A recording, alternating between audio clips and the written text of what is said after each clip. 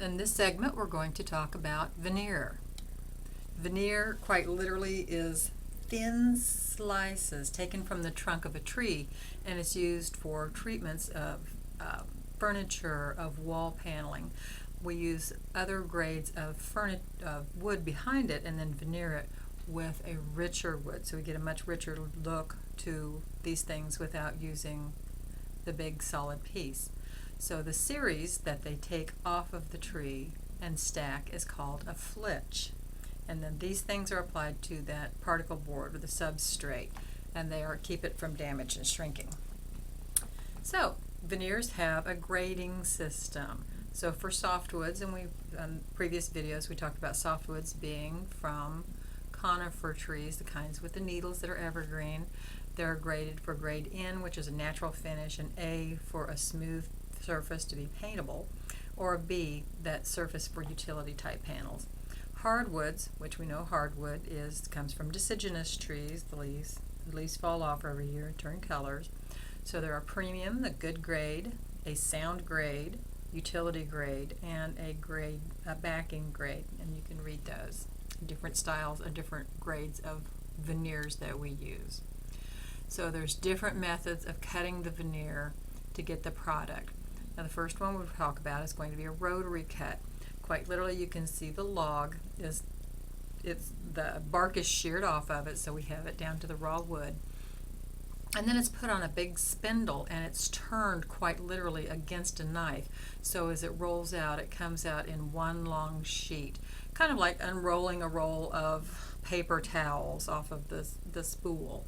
So quite literally, these thin sheets of wood are sheared off of the log, and you can see that we get all these different variations in the grain when we do this rotary type cut. When it's pressed, it rotates around against the knife. The next one is called a flat slicing, or it's also called a plane slicing. So the log literally is cut in half lengthwise, and half of it is mounted, and then it is pressed or leaned against the knife, and then it's sheared off on these little slices. So when we're doing it this way rather than the rotary cut, you can see where it changes the definition of the grain. It looks differently. And then there's quarter sawn. Quarter, just as the name implies, the log is quite literally cut into 4 sections or quarters, and then it is mounted and it's cut against the rings. So quite literally, when we're cutting in this quarter manner, it changes the look of that grain again. We start getting those long narrow strips. And then a half round. Again, log is cut in half, it's placed on the lathe, and then it quite literally rotates around and spins through and cuts into this knife cuts into it.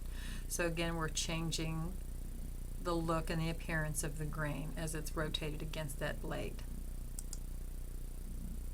Rift cutting, again, cut into fourths.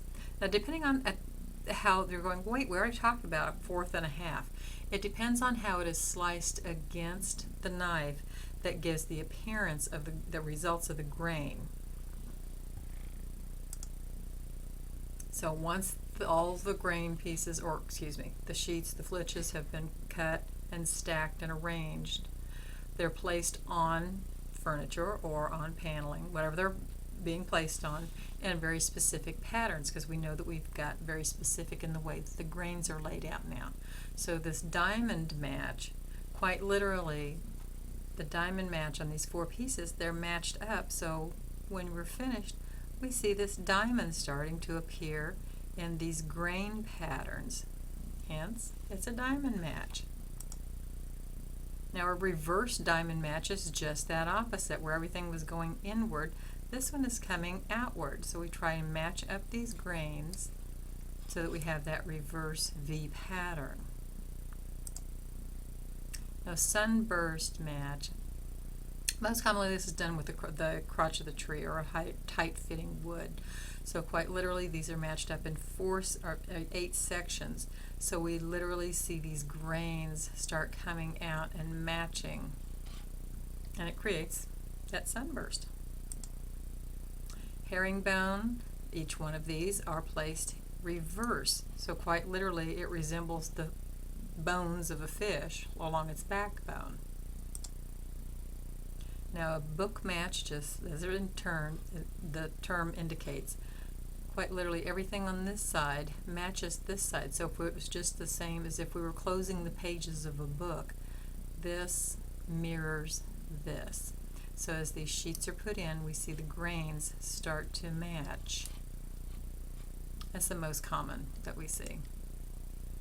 And then a slip match, this method of matching, the consecutive sheets are slipped out or applied side by side so that they have a repetitive grain. Just like in wallpaper or in a fabric pattern, whenever we have that grain pattern, we slide it down to where we're still seeing this same style and this grain in every piece. So it has to be lined up so that we have consecutive pieces.